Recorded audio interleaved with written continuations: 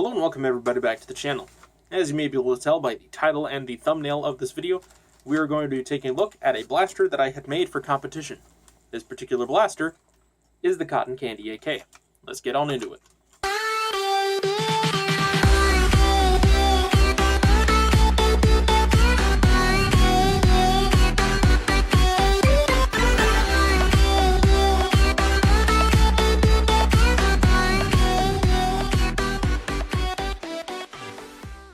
So what exactly is cotton candy here? So cotton candy here is, as you may be able to tell, a retaliator that has been modified to not only have basically zero magazine weld, but also be pump action. In my opinion, this blaster has a super slick, super cool paint job, especially up at the handguard end here, with the violet blue mixed in with the hot pink. And of course on the priming bars here, the violet blue mixed in with the shadow blue as it's known. And of course back here we got the violet mixed in with the hot pink. It all looks pretty cool. And then back here as well, I've also got a little bit of the blue violet, which, just to put this into perspective, a single can of the blue violet that I used for this costs around $45 or so. And of course I've also got the candy pink down here along mixed in with the blue violet. Again, super cool. And as you can see by the rail here, it is mounted onto one side and is raised specifically so that I could have optics mounted onto this at a much higher elevation, very similar to how a lot of AKs have their optics mounted. So this right here is a clear shot scope, which looks quite a bit like an ACOG. And as you can see, it is mounted up much, much higher. And I can get a decent chin weld on this. And of course, if I wanted to get a cheek weld, I can go down and still be able to see the iron sights on this bad boy. And aside from that, of course, this fires at about the same velocity, more or less, as a stock retaliator, simply because I have not changed out the internals in this bad boy. This is stock everything internally. It's only different externally from a retaliator. And as I mentioned at the very beginning of this episode, this blaster was submitted for competition. It, however, only got runner-up. It got second place. Which I'm still happy about, simply due to the fact that I did not expect this blaster to get anywhere close to winning. But regardless of the fact that it is, one of the better projects, in my opinion, that I've ever worked on, I absolutely love it. And, of course, one of the reasons why I love it is because of the rock and lock system that I have on here with the lack of magazine weld, as has been achieved before with the AK that was on Pit My Blaster and the R1A1. Future video on that later. Of course, in being as stupid as I am, I forgot to mention that this blaster was also featured in a number of other videos, and also the thumbnails of a couple videos.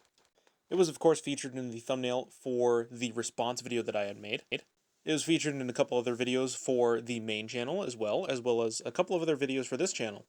It was featured in a short, and it was also featured in Season 2, Episode 1 of Bash My Blaster. Now, let me show you this bad boy in action, both reloading and firing.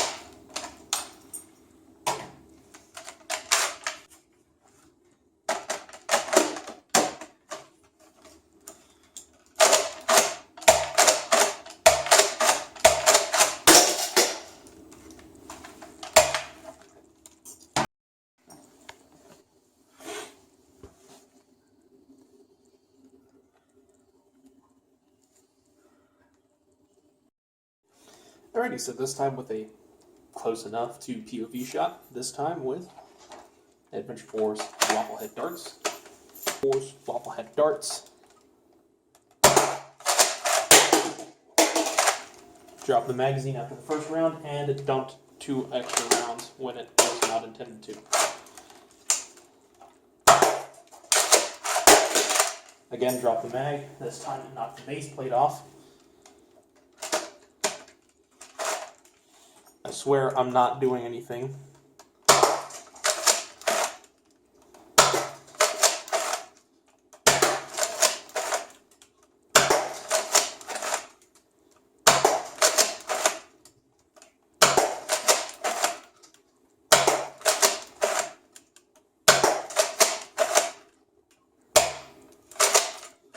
And we are out.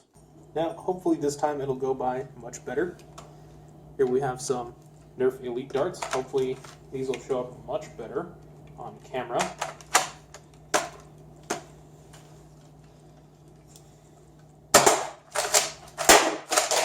I did nothing to have that magazine drop out. It spilled another 2 rounds. Just like with the first time it did this.